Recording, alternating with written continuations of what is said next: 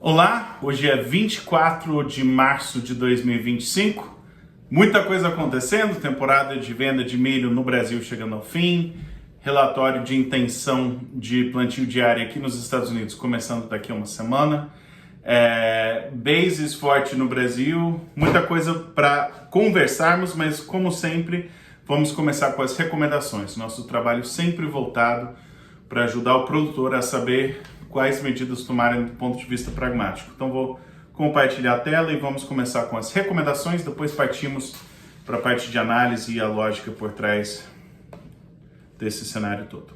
Perfeito. Item número 1, venda de mais 25% do volume de excesso de safra de soja, chegue a 75% desse volume. Então, volume de soja, excesso de safra que precisa ser vendido agora na safra.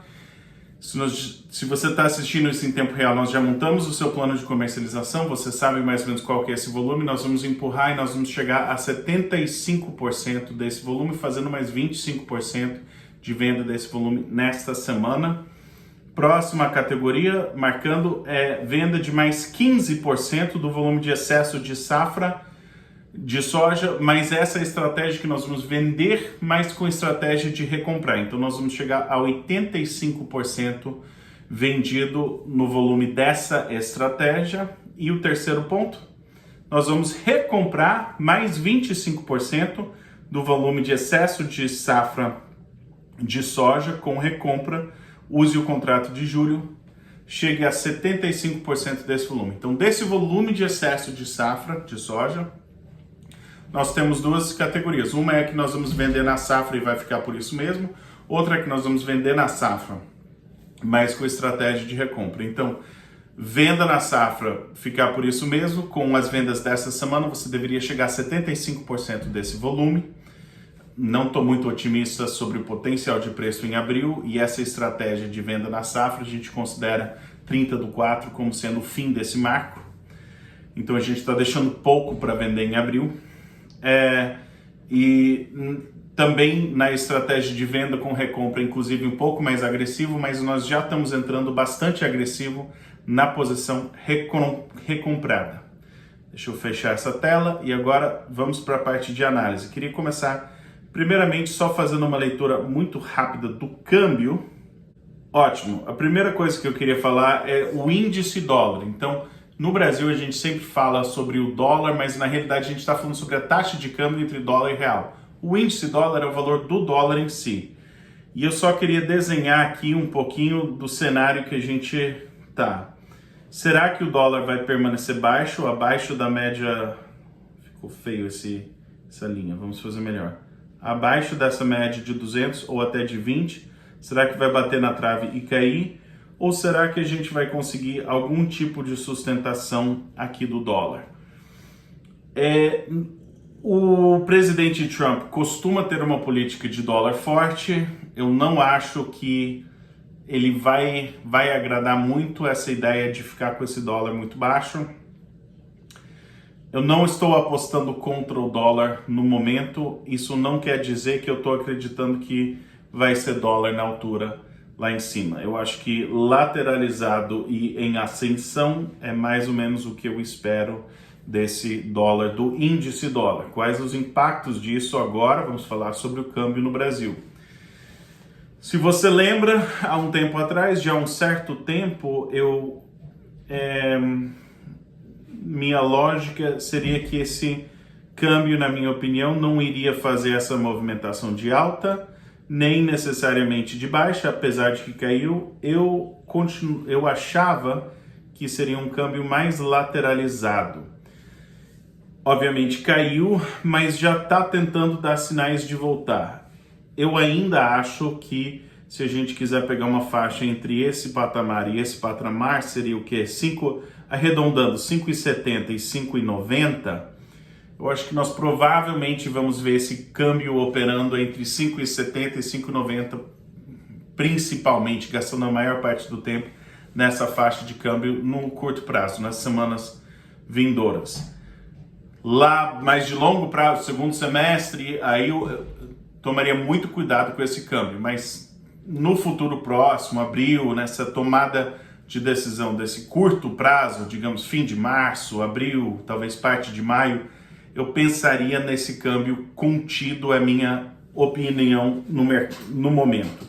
E caiu mais do que eu imaginava, mas até certo ponto caiu, ficou 2, 3 pregão fraco e já está voltando de novo. Então não é um mercado tendencioso. Agora vamos para a parte da pirâmide. Nós sempre trabalhamos com a pirâmide. A base da pirâmide é o portfólio, construído a 4 mãos, trabalhamos junto, e dentro desse portfólio a gente tem um norte para o ano todo. É muito importante casar a natureza da lavoura, da operação, com as oportunidades de mercado. Essa magia acontece na pirâmide, por isso que o portfólio, na nossa concepção de trabalhar, o portfólio, a elaboração do portfólio, ele é o alicerce de tudo que fazemos.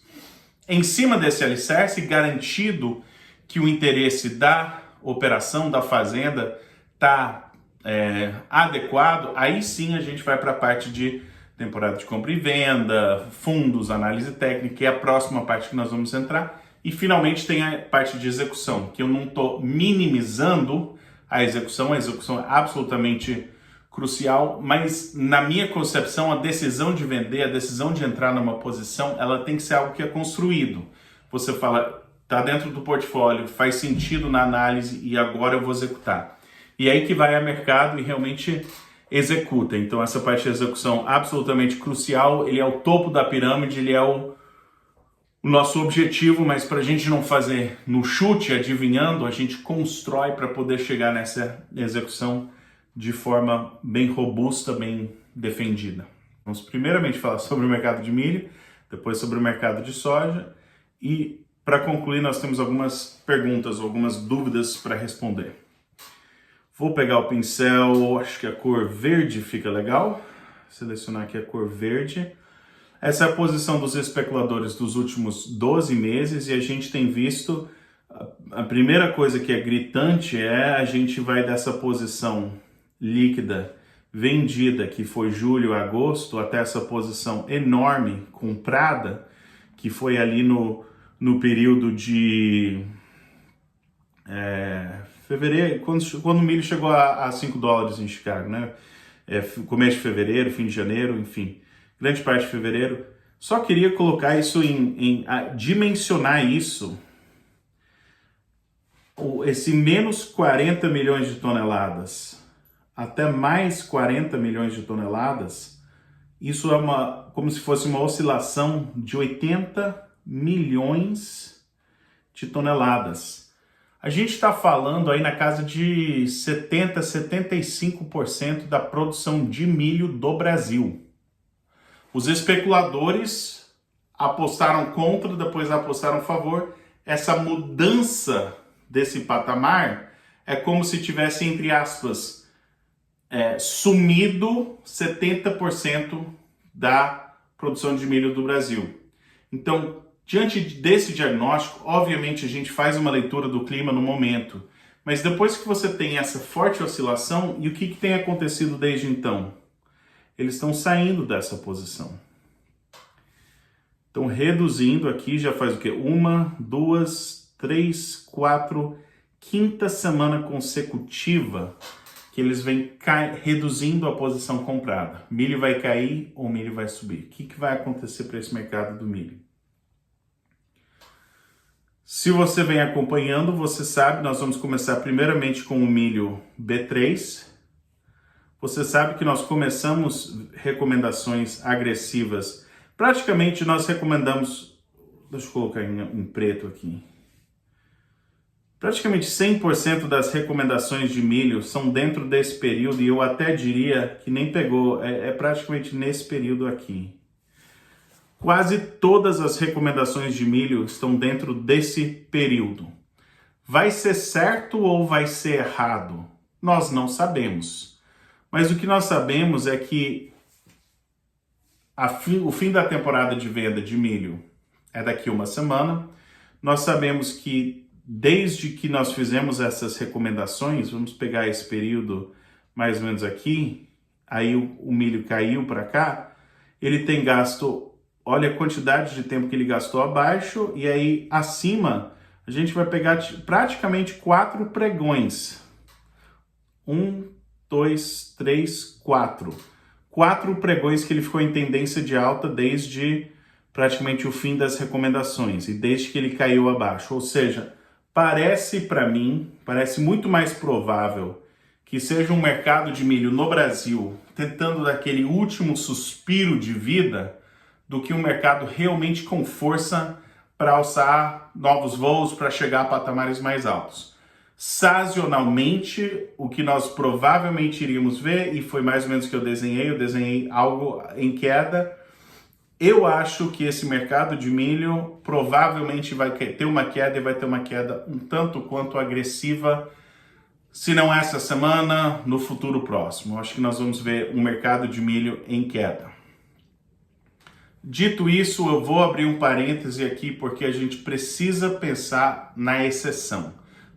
Aaron, eu acho que você está com a opinião errada. Você sabe o que está acontecendo no clima aqui? Então vamos falar sobre isso. O que está acontecendo? Nós estamos com uma safrinha de milho bastante comprometida com seca. Isso, eu falei com vários produtores e muitos deles já afirmam que vai ter redução de produtividade. Então, sim, com certeza está tendo um problema de produção. O outro detalhe, que é um detalhe enorme, existe a possibilidade geopolítica que o milho do Brasil vai ser o milho mais desejável no mercado de exportação comparado com o milho dos Estados Unidos, por motivos geopolíticos. Então, a gente tem a possibilidade esse ano, a gente tem a possibilidade de chegar na safra com uma safra menor, talvez bastante comprometida, com um cenário geopolítico que está pedindo muito por esse milho do Brasil para que seja exportado. Aí um mercado doméstico do Brasil que está pagando, está em ritmo de leilão para garantir que esse milho não saia do Brasil. Então a gente tem absolutamente o cenário possível esse ano, no meio do ano, para a gente ter uma alta fora do normal. O normal seria preços bastante pressionados na safra. Isso seria o normal, o que vai acontecer 70%, 80%, 90% dos anos. Esse ano pode ser um ano que a gente tem aquela exceção, que a gente tem essa alta na safra. Por que você vendeu tão agressivamente, então, o milho? Porque nós não vamos fazer antecipadamente 100% do volume, então vai ter um volume de milho que vai estar disponível para vender na safra. A dúvida vai ser, será que vende logo na safra ou segura? Essa que vai ser a dúvida. E o segundo ponto é que, em minha experiência, se você vê ao longo de uma década, pega esse risco climático, pega essa alta, que foi exatamente o que a gente fez, e vende. Vende o volume, garante o volume que você vai fazer antecipadamente, garante o volume que talvez você tinha disponível da última safrinha, coloque isso no bolso. Por quê? 70%, 80%, 90% dos anos você vai absolutamente acertar. Digamos que você foi vendendo aqui, aí por algum motivo deu aquela última arrancada na safra. Do meu modo de pensar, ótimo. A gente tem preços melhores fora da estação, então vamos vender mais. A gente não precisa reclamar que o preço está excelente na safra. A gente vende mais. Não precisa falar, poxa, eu fiz errado de vender antecipado. Então, o que a gente fez até agora, a gente fez vendas agressivas na estratégia ou de milho disponível, ou de milho de primeira safra, com put, com hedge. A gente está protegendo o milho que a gente quer garantir que a gente tem um preço e chega bem precificado na safra. A gente não vai fazer essa cobertura em 100%, a não ser que seja, por exemplo, uma put, né? Mas as recomendações são dentro do que a gente tem conversado para a sua operação antecipada. Para o volume antecipado, para o volume de hedge, para esse volume, já tenho recomendado chegar a 100%. Se por algum motivo você não está em 100%, tire o atraso e faça rápido, porque eu tô com medo desse mercado não durar muito tempo no Brasil. E se eu tiver errado e esse mercado estourar para cima, ótimo, a gente tem mais milho para vender, não é o fim do mundo. Agora, olhando é o mesmo contrato de julho, mas é o contrato de Chicago.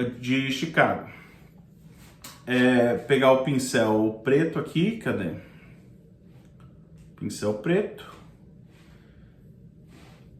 Aqui tem a média móvel de 200 dias, aqui tem a média móvel, um pouco mais reto, aqui tem a média móvel de 20 dias, ficou igual, vamos tentar de novo. Aqui tem a média móvel de 20 dias, com paciência.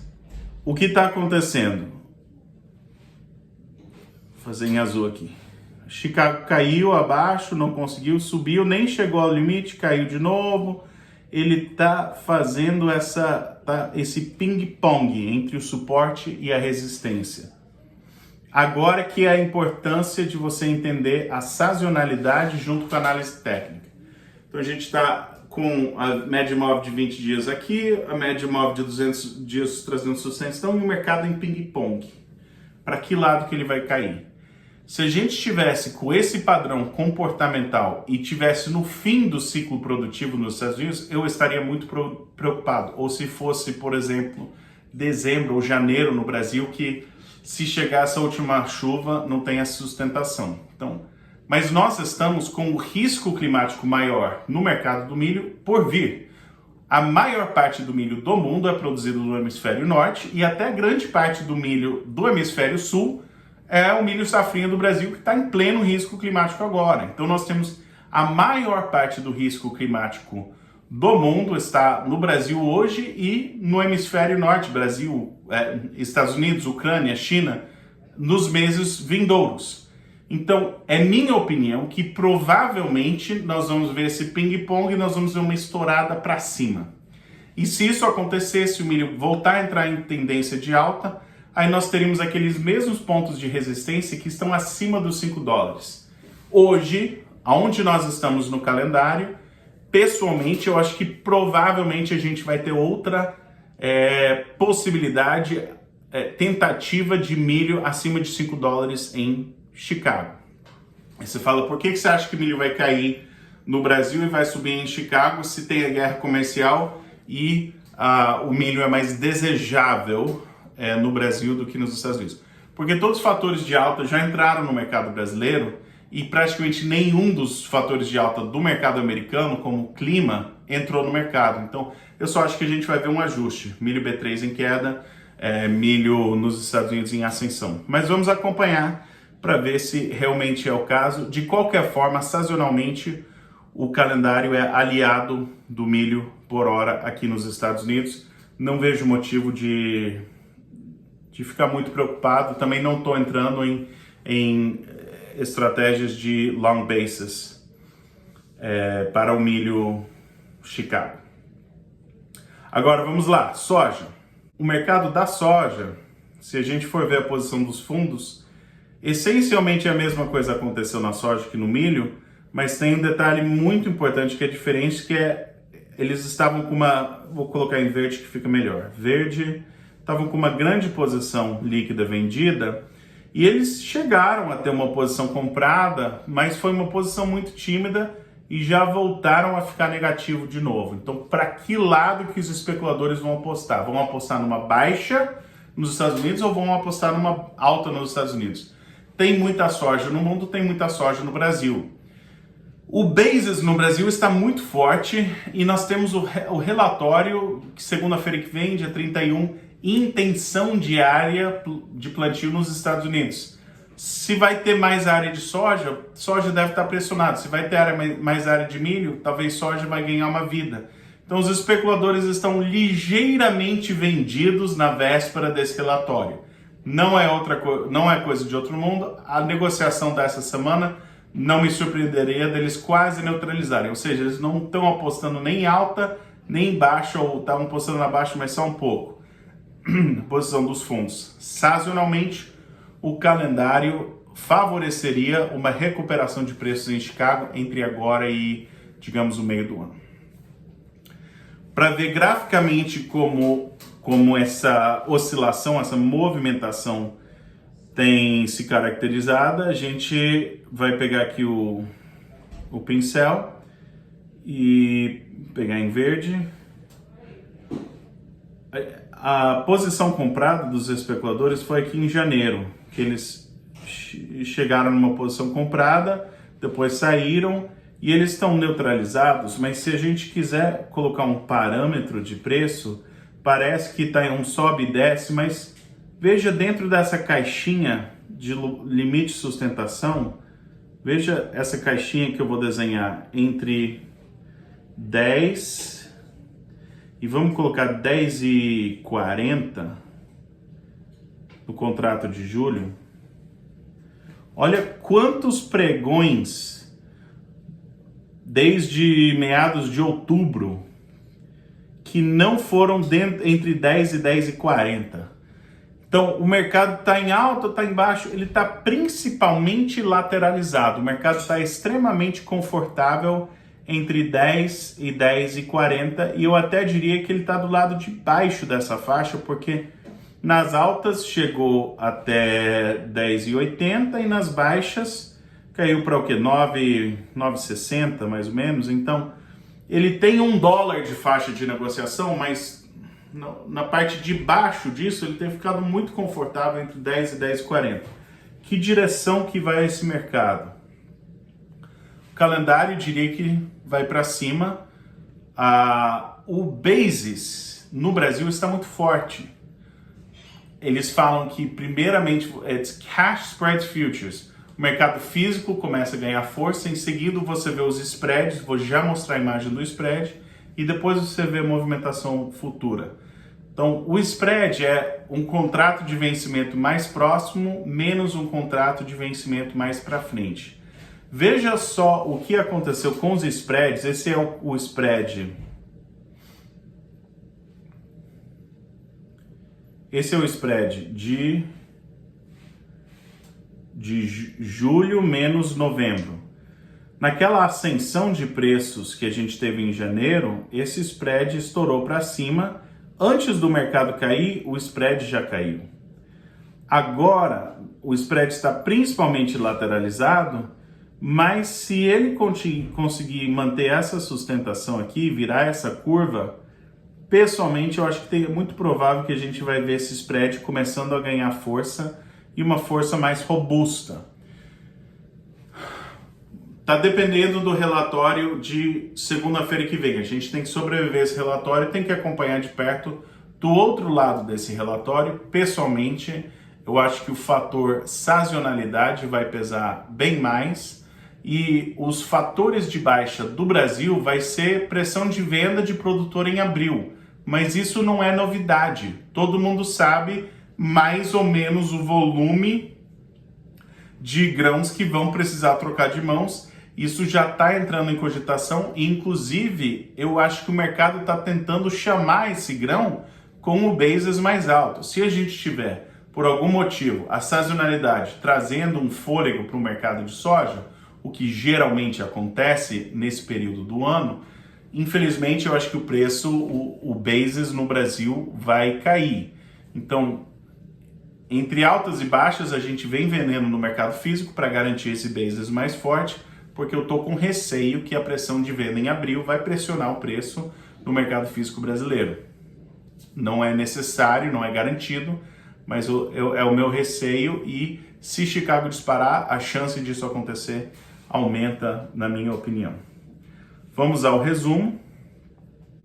A temporada de milho no mercado em Chicago é venda, soja é compra. Os fundos estão tecnicamente comprados para milho, pragmaticamente é neutro, não é grande o suficiente. Na soja estão praticamente no 0 a 0, tecnicamente vendidos.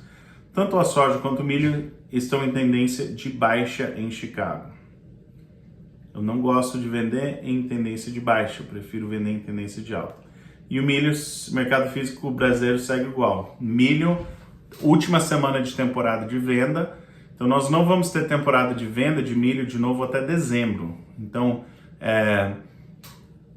o milho que não for vendido nessa próxima semana vai ser vendido fora de temporada de venda, a não ser que seja vendido até dezembro desse próximo ano. Comentário de basis.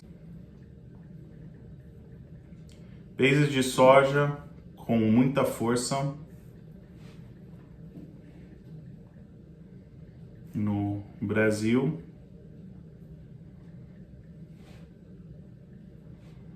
Acho pouco provável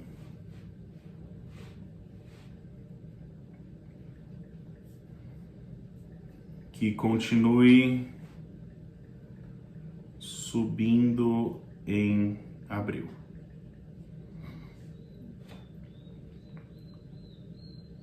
Mercado físico de milho ainda forte, mas até quando?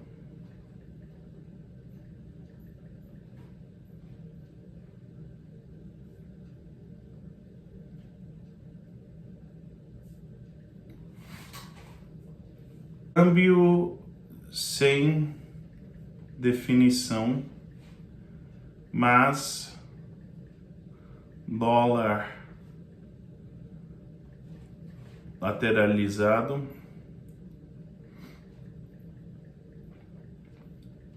e para cima parece provável.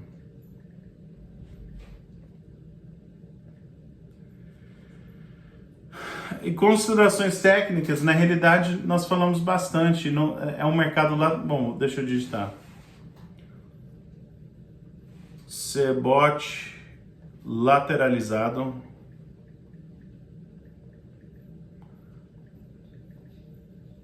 aguardando relatório de fim de março. Agora nós temos algumas perguntas. Muito bem. A pergunta é a seguinte: apresente um estudo da soja B3, assim como na soja em Chicago. Sei que é um espelho, mas para nós que operamos aqui faz mais sentido olhar para a realidade da B3. Então vamos lá.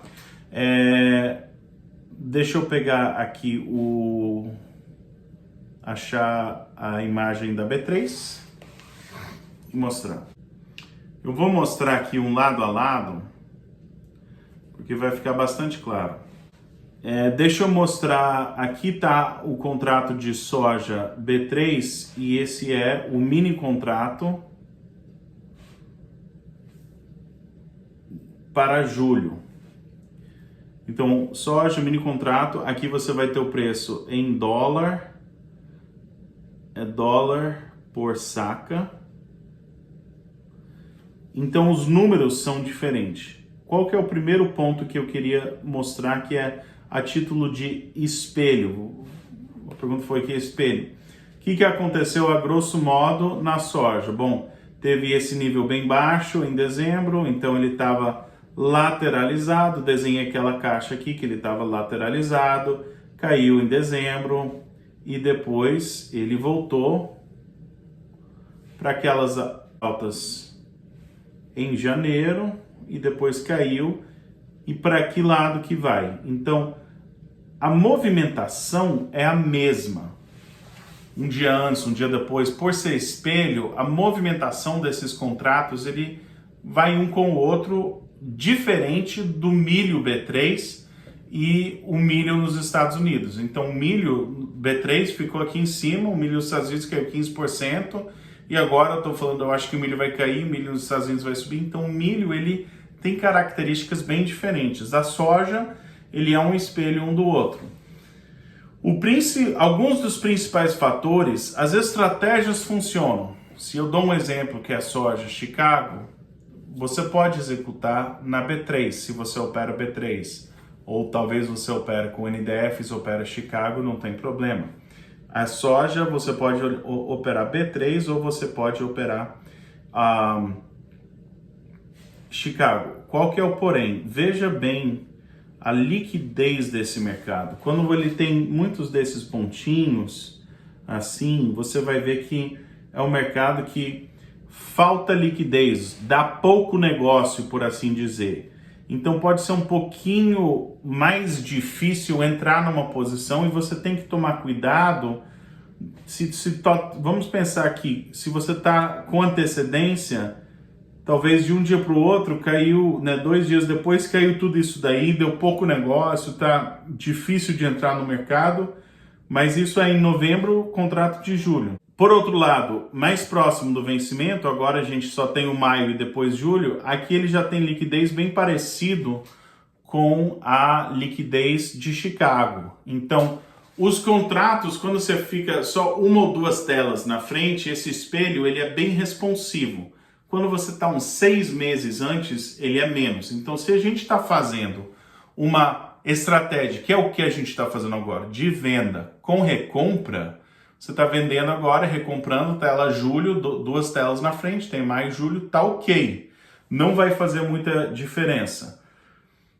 Mas se, digamos, é junho e a gente está fazendo hedge para março, talvez vai fazer sentido fazer o hedge março Chicago, mas fazer um hedge talvez setembro, ou até novembro, provavelmente setembro, dependendo da liquidez, fazer um hedge mais próximo, uma posição vendida não 6, 9 meses antes, mas né, ficar dentro de uma ou duas telas para frente. Então, essa é o único cuidado que eu teria, seria você, quando você está fazendo uma operação que você queria procurar mais do que apenas umas 2 telas na frente.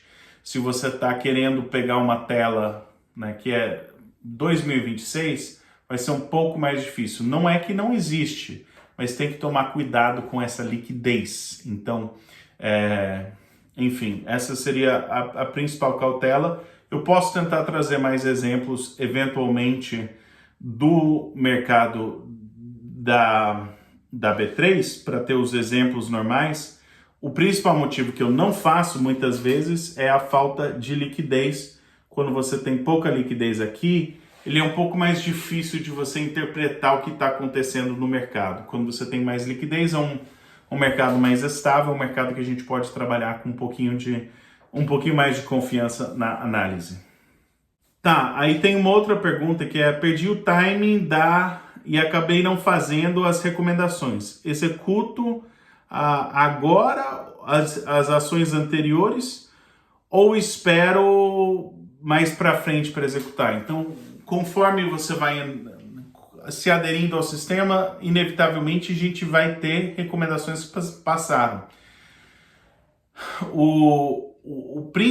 A principal resposta disso é: o mercado mudou ou não?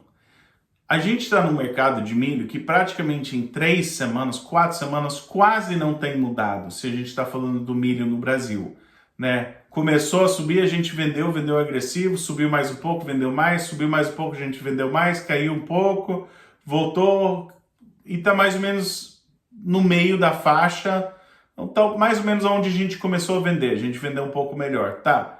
Mas o mercado não mudou muito.